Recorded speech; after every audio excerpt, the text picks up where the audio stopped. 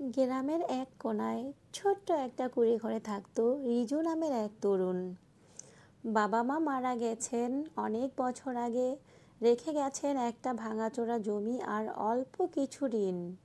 গ্রামের অনেকেই বলতো এই ছেলে কিছুই করতে পারবে না, শহরে গিয়ে হয়তো দিনমজুরি হবে।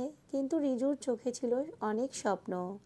নিজের একটা বইয়ের দোকান হবে, আর পাশে ছোট্ট একটা পাঠাগার থাকবে, সেখানে গ্রামের ছেলেমেয়েরা পড়াশোনা করবে। কিন্তু স্বপ্নে দেখা যেমন সহজ, বাস্তবে রূপ দেওয়াটা তেমনই কঠিন। প্রতিদিন ভোরে উঠে সে অন্যের জমিতে কাজ করত, বিকেলে নিজের পড়াশোনা চালিয়ে যেত। পুরনো বইয়ের উপর ভর করেই চলতো। মাঝে মধ্যে ক্ষুধায় ঘুম ভেঙে যেত।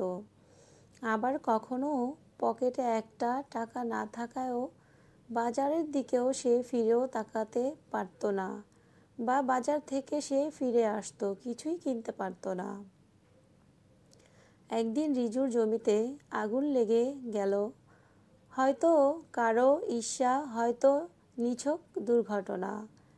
সেদিন সে একা বসে অনেকক্ষণ কেঁদেছিল। মনে হয়েছিল সব শেষ। কিন্তু সেদিন সে রাতে নিজের একটা কথা লিখে রাখলো খাতায়। আমার স্বপ্ন ভাঙার চেয়ে আমার ইচ্ছা শক্তি বড়। আমি পড়ে গেছি, কিন্তু আমি এখান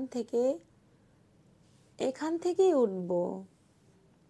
পরের দিন সে শহরে চলে গেল। একটা লাইব্রেরিতে কাজ নিল। দিনে কাজ, রাতে পড়া। কয়েক বছর পর ধীরে ধীরে কিছু টাকা জমিয়ে সে গ্রামে চলে আসে।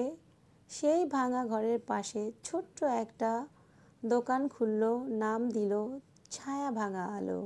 দোকানটা ছিল খুবই ছোট, কিন্তু ভেতরে ছিল অগাধ বিশ্বাস।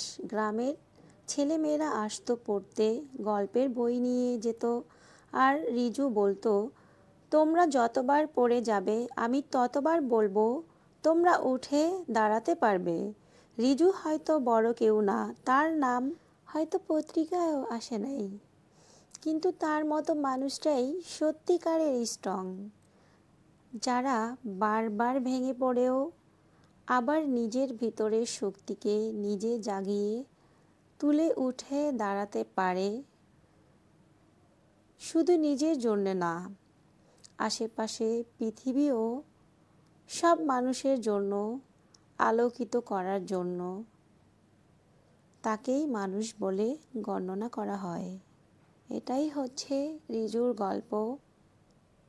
তো রিজুর গল্প শুনে কে কিভাবে নিছেন জানি না। যদি ভালো লেগে থাকে তাহলে অবশ্যই কমেন্টের মাধ্যমে জানাবেন। পেজটাকে ফলো দিয়ে ইউটিউব চ্যানেলটাকে সাবস্ক্রাইব করে সাথে থাকবেন ইনশাল্লাহ। নেক্সটে আরও কোনো নতুন নতুন ব্লগ পেতে অবশ্যই চ্যানেলটাকে সাবস্ক্রাইব করে রেখে দিবেন। আর আপনাদের যদি কোনো গল্প থাকে অবশ্যই আমাকে শেয়ার করবেন, আমি চেষ্টা করব বলার জন্য। সবার জন্য অনেক বেশি দোয়া ভালোবাসা রইল।